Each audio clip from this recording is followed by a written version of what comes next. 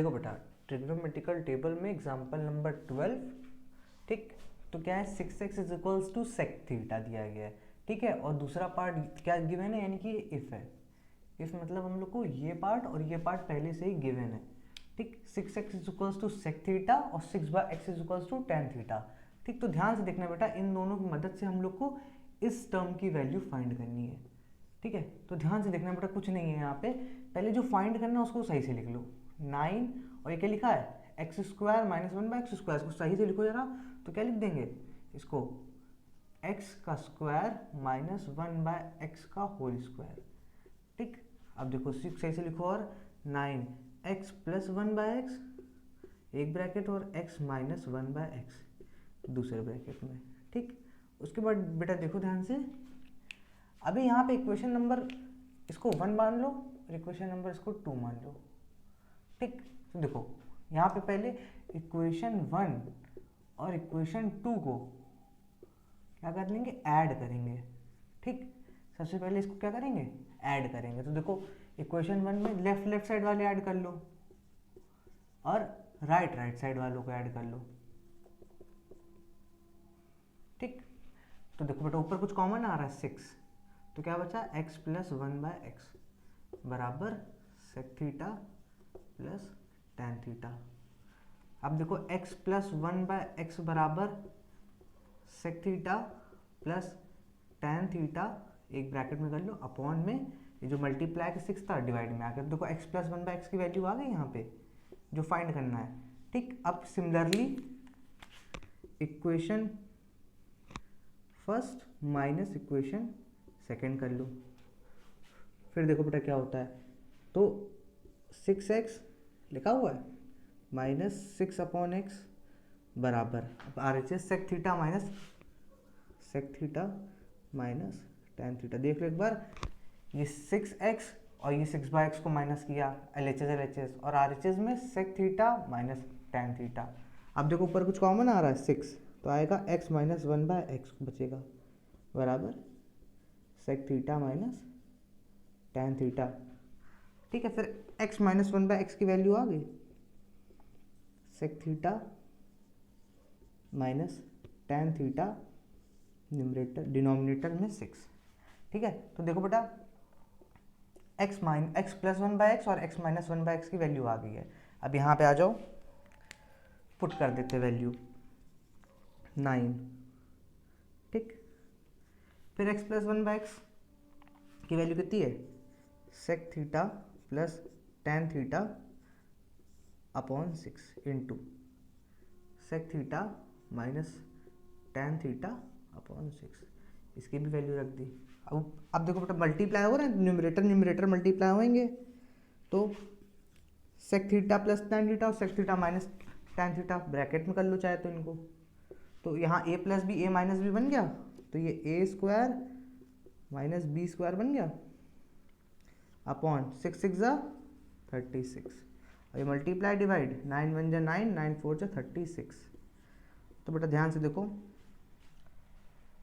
Cosec minus cot और सेक minus tan होता है, तो सेक माइनस tan कितना हो गया 1, ये हमारी आइडेंटिटी नहीं बन गई, कॉसेक माइनस कॉट और सेक माइनस tan, तो sec square theta minus tan square theta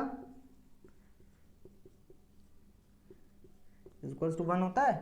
तो देखो बस यहाँ पे कुछ नहीं, न्यूमरेटर में 1 हो गया, अपॉन में 4 हो गया।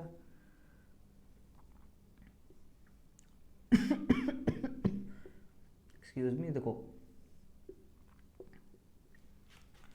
ठीक है, ये आइडेंटिटी लिख दी इसके लिए हेल्प करने के लिए ना, 1/4 हमारा आंसर हो गया। अब बेटा आ जाओ, समझ में आया। अब देखो बेटा, अब आ जाओ एग्जाम्पल नंबर 13 में, find BC and AC if AB is equals to 9 centimetre. AB कितना दिया गया है, 9 सेंटीमीटर दिया गया है, ठीक है। तो बेटा ध्यान से देखो, अब हम लोग को BC निकालनी है ना, तो हम लोग BC कैसे निकालेंगे, बस सिंपल सी बात, देखो इसमें ज़्यादा दिमाग नहीं लगाएंगे ना, इसमें कहीं नहीं बोल रहे कि ट्रिग्नोमेट्रिकल आइडेंटिटीज लगाइए फलाना दिमाग का, तो सीधे दिमाग नहीं लगाएंगे, इसमें कुछ नहीं बोला गया ऐसा, इसमें केवल फाइंड करना है BC एंड AC और गिवन है AB, और ये फिगर पहले से ही गिवन है तुम लोग को, ठीक है। तो देखो बेटा इसमें ये 30 डिग्री है ना, तो ये हमारा ये हो गया हाइपोटेनियस, एंगल के सामने वाला परपेंडिकुलर, और बचा कुचा हमारा बेस हो जाता है। सिंपल सी ट्रिक होती है ना। अब देखो एक बेस दिया गया है है ना, हम लोग को ए बी गिवन है पहले से ही और बी सी निकालनी है पहला, तो यानी कि हम लोग को बेस गिवन है और अपॉन हम लोग ने परपेंडिकुलर निकालना है, तो हम लोग ने लिख लिया। ये बराबर किसके होता है, तो ध्यान से देखना बेटा, पाकिस्तान भूखा प्यासा, हिंदुस्तान हरा भरा, देखो किससे मैच कर रहा है, तो बी अपॉन पी है, तो बी अपॉन पी इससे मैच करता है, यानी कि sign cos ten cos x से कॉट से मैच करता है, तो कॉट मतलब कॉट ही मतलब तो बी अपॉन पी होता है, तो यहाँ पे कॉट और थीटा एंगल कितना है 30 डिग्री। भाई देख लो यहाँ से थीटा, यहाँ से हम लोग को पता चल गया कि बी अपॉन पी क्या होता है, कॉट होता है, और कॉट के आगे एंगल लगता है, तो एंगल कितना है यहाँ 30 डिग्री, 30 डिग्री रख दिया। अब देखो बेटा ये कॉट 30 कितना होता है, tan 30 1/√3, तो ये √3 हो गया, इज इक्वल्स टू बेस कितना है, बेस मतलब तुम्हारा 9 सेंटीमीटर और परपेंडिकुलर, ठीक, तो परपेंडिकुलर बराबर 9/√3, ठीक। भाई ये इधर चला गया, इधर आ गया, फिर यहाँ पे क्या कर, डिनोमिनेटर में कभी भी अंडर रूट नहीं होता ना, तो रेशनलाइज कर दिया, तो 9√3/3 इंटू √3 इंटू √3 3, तो बस इससे इसको काट दिया, तो 3 टाइम्स 3√3 आंसर, ठीक। अभी पहला आंसर आया, किसकी वैल्यू आई अभी, ये परपेंडिकुलर कौन था, बी सी। नेक्स्ट देखो दूसरा पूछ रहा है क्या, ए सी, तो बस इस बार बेस ले लो, और बेस गिवन था और हाइपोटेनियस ले लो, तो ये किसके बराबर होता है, बेस और हाइपोटेनियस यानी कॉस थीटा यानी कॉस 30, ये कितना होता है कॉस 30 √3/2, बेस कितना है, बेस 9 अपॉन हाइपोटेनियस कितनी है, हाइपोटेनियस निकालनी है, हाइपोटेनियस ए सी है, तो बस कुछ नहीं क्रॉस मल्टीप्लाई करा लो, तो ए सी दिख रहा है, ए सी इंटू √3 बराबर 9 इंटू 2, तो ए सी बराबर 9 इंटू 2 अपॉन √3 इंटू √3 अपॉन √3, जो डिनोमिनेटर में रखते नहीं है, तो देख लो बेटा, तो ए सी बराबर 9 इंटू 2 इंटू √3 अपॉन √3 इंटू √3 3, इससे ये कट गया 3, तो ए सी बराबर 6√3 सेंटीमीटर आंसर, तो हमारा ए सी भी आ गया, बी सी भी आ गया, ठीक।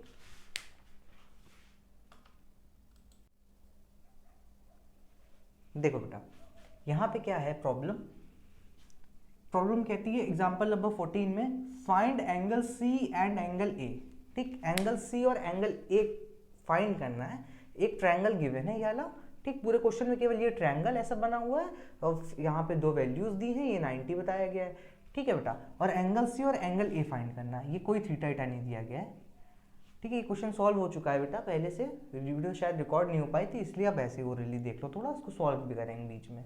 देखो सी और ए को फाइंड करना है, ठीक, ये फिगर गिवन था, तो बेटा इस फिगर में सबसे पहले हम लोग टारगेट करते हैं सी को, तो सी के लिए देखिए बेटा सबसे पहले हम लोग जहाँ सी है वहाँ थीटा लेट कर लेते हैं एंगल, ठीक। अब जैसे थीटा लेट कर लिया तुरंत इसके करस्पॉन्डिंग साइड क्या होगी थीटा के, perpendicular, 90 degree corresponding side hypotenuse, तो बची खुची बेस। यहाँ बेस पता है, बिल्कुल नहीं पता है, कहीं बेस पता है नहीं पता, लेकिन राइट एंगल ट्रायंगल है तो पाइथागोरस लगाई, देखो सबसे बड़ी वाली साइड का स्क्वायर यानी हाइपोटेनियस का स्क्वायर बराबर परपेंडिकुलर का स्क्वायर प्लस बेस का स्क्वायर, तो देखो बेटा इससे सॉल्व करते करते हम लोग को बस BC नहीं पता थी, तो BC की वैल्यू निकाल ली, देखो कैसे, यहाँ सॉल्व करा, इसको इधर ले आए, इसको 3 को उधर ले गए, तो √27, फिर √27 सॉल्व किया यहाँ फैक्टर करके, तो 3 का पेयर बाहर है, 3√3 हो गया, तो यानी कि इसकी वैल्यू 3√3 सेंटीमीटर हो गई, ठीक बेटा।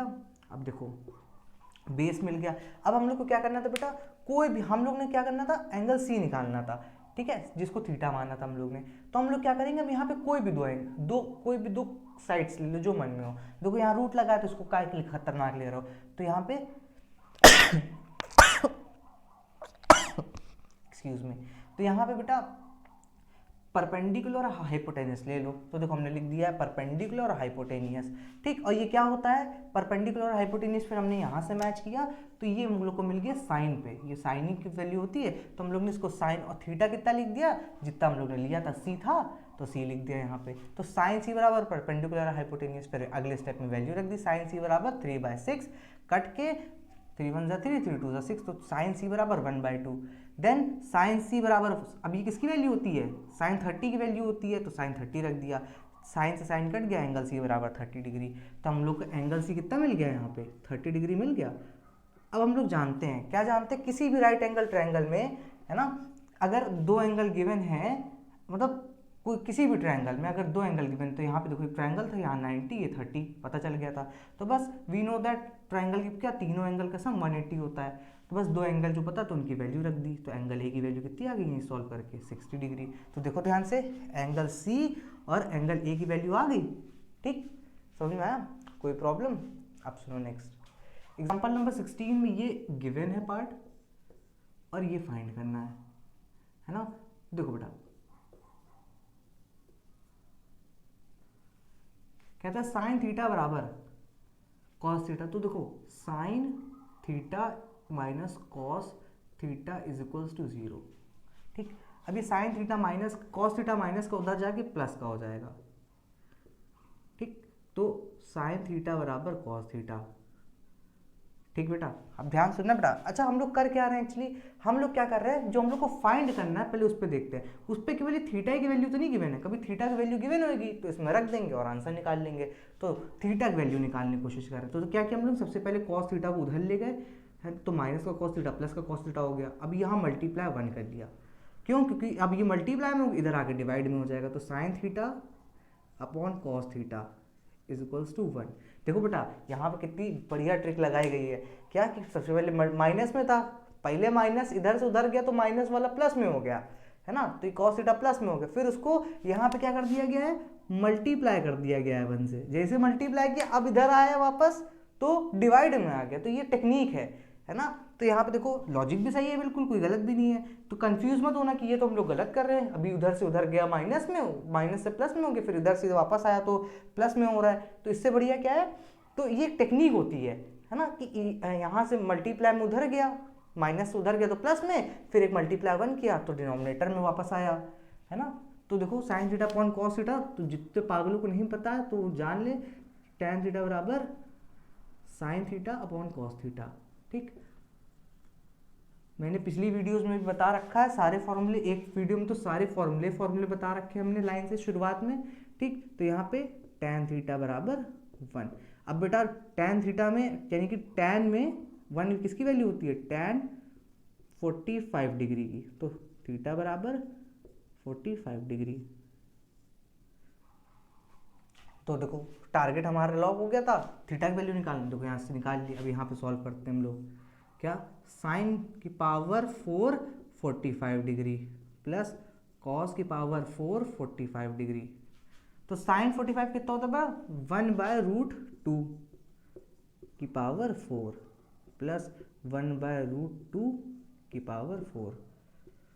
तो ये कितना हो जाएगा, 1/√2 इंटू 1/√2 इंटू 1/√2 इंटू 1/√2 प्लस फिर 4 बार ये है तो 1/√2 इंटू 1/√2 इंटू 1/√2 इंटू 1/√2। ठीक, तो देखो √2 इंटू √2 2, √2 इंटू √2 2, √2 इंटू √2 2, √2 इंटू √2 2। यहाँ ध्यान देना प्लस का साइन लगा बीच में, तो ये एक टर्म है, ये एक टर्म है, इन दोनों को मल्टीप्लाई करोगे ना तो 2 2 4। ठीक, उसके बाद प्लस 2 2 4 बराबर 8। तो देखो बेटा यहाँ पे इस टर्म की वैल्यू पूछ रहा, तो इस टर्म की वैल्यू कितनी आ गई, 8। कोई प्रॉब्लम।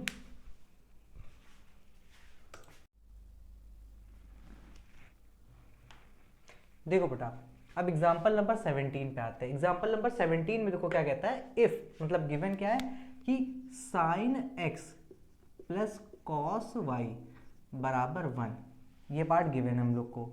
ठीक है, और क्या गिवन है, x is equals to 30 degree, तो यहाँ पे x की वैल्यू 30 डिग्री रख देंगे, plus cos y is equals to 1। ठीक, फाइंड करना y की वैल्यू, y मतलब एंगल फाइंड करना है, यानी एंगल y फाइंड करना है। तो बेटा ध्यान से देखो, साइन 30 कितना होता है, 1/2 प्लस कॉस y बराबर 1, तो ये 1/2 उधर गया तो माइनस में, तो यानी cos y is equals to 1 minus 1/2, यानी cos y is equals to upon 1, यानी 2 2 माइनस 1, यानी 1/2, यानी कहने का मतलब cos y is equals to 1/2। अब ध्यान सुनना, cos y में 1/2 यानी cos में 1/2 कितने पे आता है, तो cos 60 डिग्री। टेबल नहीं आता तो तुरंत याद करिए, बहुत तेजी से करिए इसको। तो y is equals to 60 degree, कई बार हो चुका है ऐसा, पढ़ाया गया आप लोग को। तो पहला answer y is equals to 60 degree. अब आ जाते हैं एग्जाम्पल नंबर 18 में। एग्जाम्पल नंबर 18 में क्या कहता है, सेक थीटा बराबर x प्लस 1/4x। तो फाइंड करिए sec theta plus tan theta. तो बेटा देखो बहुत सिंपल सा क्वेश्चन है, सेक थीटा की तो वैल्यू दे रखी है ना, sec theta is equals to x plus 1/4x। तो फाइंड करना है sec theta plus tan theta. तो बेटा देखो फिर से वही बात बोलेंगे, सेक थीटा की वैल्यू दे रखी है यानी टेन थीटा की वैल्यू और निकालनी है। तो यहाँ पे सीधे सीधे एक काम करो, देखो ज़्यादा लंबा नहीं करेंगे क्वेश्चन। सेक थीटा बराबर ठीक x प्लस 1/4x, तो इसको अपॉन 1 कर लो, एलसीएम ले लो, 4x स्क्वायर प्लस 1 कैसे लिया, इन दोनों का मल्टीप्लाई, इसका इससे मल्टीप्लाई, इसका इससे मल्टीप्लाई। तो सेक थीटा बराबर 4x स्क्वायर अपॉन 4/x। तो ये क्या होता है, सेक है ना, sine cos tan cosec sec cot. Pakistan भूखा प्यासा हिंदुस्तान हरा, पाकिस्तान भूखा यानी एच अपॉन बी। देख लो भैया, पाकिस्तान भूखा प्यासा हिंदुस्तान हरा भरा, एच अपॉन बी हो गया। तो अब देखो बेटा हाइपोटेनियस पता ही है, यानी कि ट्रायंगल में हाइपोटेनियस पता ही है 4x स्क्वायर प्लस 1, परपेंडिकुलर नहीं पता है और बेस पता है 4x। तो हाइपोटेनियस का स्क्वायर पाइथागोरस लगा रहे हैं, ऑन अप्लाइंग पाइथागोरस, है ना। तो 4x स्क्वायर प्लस 1 का whole square is equals to, यानी हाइपोटेनियस का square is equals to perpendicular का स्क्वायर और प्लस बेस का स्क्वायर। तो देखो बेटा ध्यान से, इसका होल स्क्वायर खोलो, a प्लस बी का होल स्क्वायर, तो क्या होएगा a square plus B square और plus 2ab is equals to p का स्क्वायर प्लस 16x स्क्वायर। अब देखो बेटा जो कट रहा है उसको काट दो। अच्छा एक चीज़ देखो यहाँ गलती हो गई, क्या, ये की पावर 4 होगी, क्यों, इसको जरा ध्यान से देख लो क्यों, क्योंकि ये 4x स्क्वायर का होल स्क्वायर है ना, तो x स्क्वायर का स्क्वायर x की पावर 4 और 4 का स्क्वायर 16 होएगा, ठीक है। तो ये 16x की पावर 4 होएगा।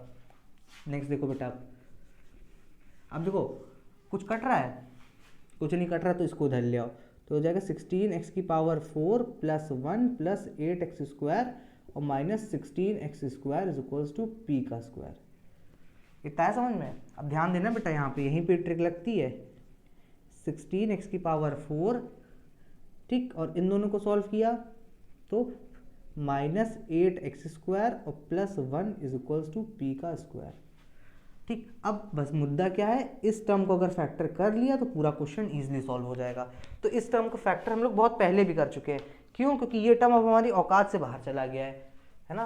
क्या टर्म यहाँ लिख लेते हैं, इसको सॉल्व करते हैं। यहाँ पे 16x की पावर 4 माइनस 8x स्क्वायर फिर प्लस 1, ठीक, ये टर्म है, इसको हम लोग को क्या करना है, x की वैल्यू इससे निकालनी है। तो ध्यान से देखना बेटा, ज़्यादा बड़ा क्वेश्चन नहीं है। कैसे, यहाँ पे x स्क्वायर को अगर y मान लेते हैं हम लोग, तो क्या हो जाएगा 16x स्क्वायर का होल स्क्वायर, इसको सही से लिख रहे हैं, प्लस माइनस है 8x स्क्वायर और प्लस 1, ठीक। तो x स्क्वायर को y माना तो 16y square minus 8y plus 1, ठीक। अब बेटा देखो यहाँ पे अब 16 और 1 के हम लोग ने क्या किया, अब क्वाड्रेटिक है ना, यहाँ पे मिडिल स्प्लिट थ्योरम लगाएंगे ना, इन दोनों का मल्टीप्लाई 16 इंटू 1 तो 16 होएगा।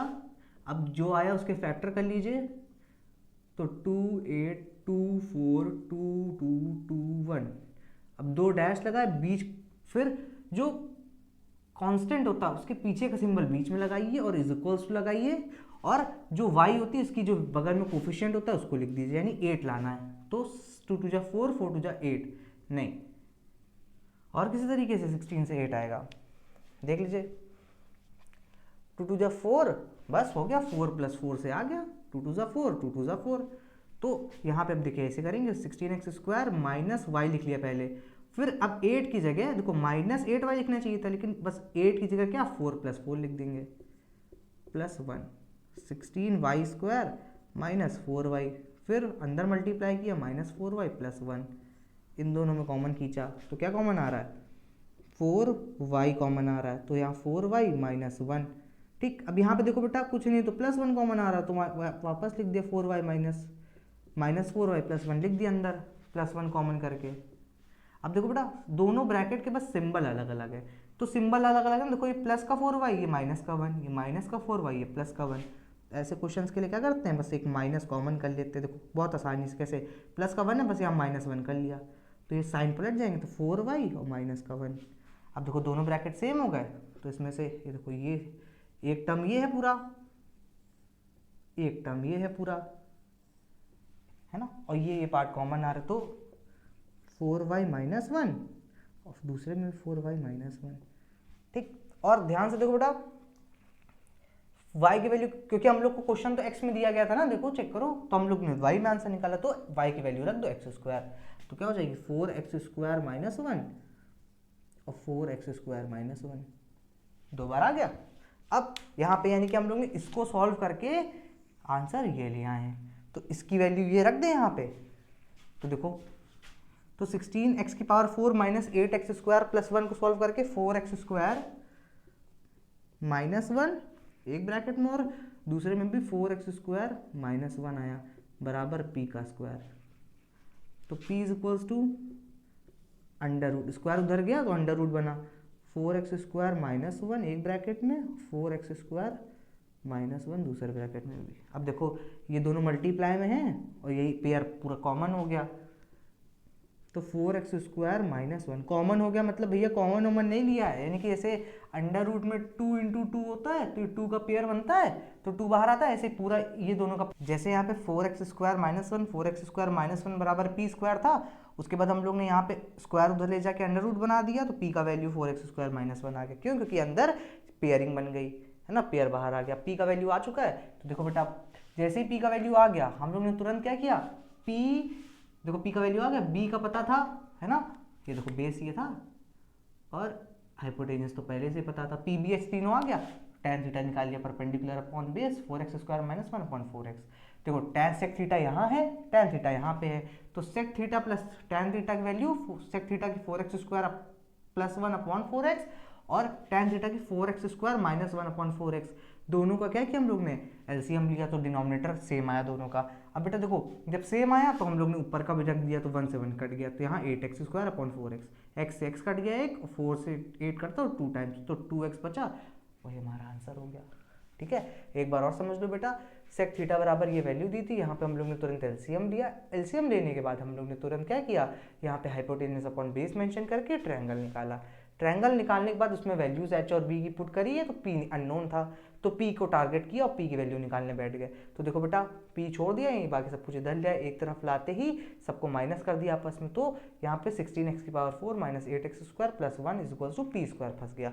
जैसे ही यहाँ पे ये फंसा, तुरंत हम लोग ने देखा कि हम लोग इसको क्वाड्रेटिक इक्वेशन की मदद से निकाल सकते हैं, तो क्वाड्रेटिक इक्वेशन बनाने के लिए यहाँ पे 16x⁴ को 16x² का होल स्क्वायर लिख दिया, तो बस x² को y मान लिया, बस यहाँ पे y का वैल्यू रख के मिडिल स्प्लिट थ्योरम से x का वैल्यू यहाँ तक 4 इसके फैक्टर कर लिए, 4y -1 4y -1। अब आंसर जो था हमारा x में चाहिए था, क्वेश्चन यहाँ पे बन गया y में, तो बस y की वैल्यू x² पुट कर दी, जैसे ही पुट कर दी उसके बाद यहाँ पे हम लोग ने रख दी, इसको रखने के बाद देखो बेटा यहाँ पे वैल्यू रख दी, इसके बाद स्क्वायर उधर आके अंडर रूट बन गया, p का पेयर यहाँ अंदर का पेयर बन गया, पेयर बाहर आके p का वैल्यू आ गया, p b h जब तीनों पता चल गए, tan थीटा निकाल लिया, tan थीटा निकालने के बाद यहाँ दोनों वैल्यू पुट करी, आंसर आ गया। समझ में?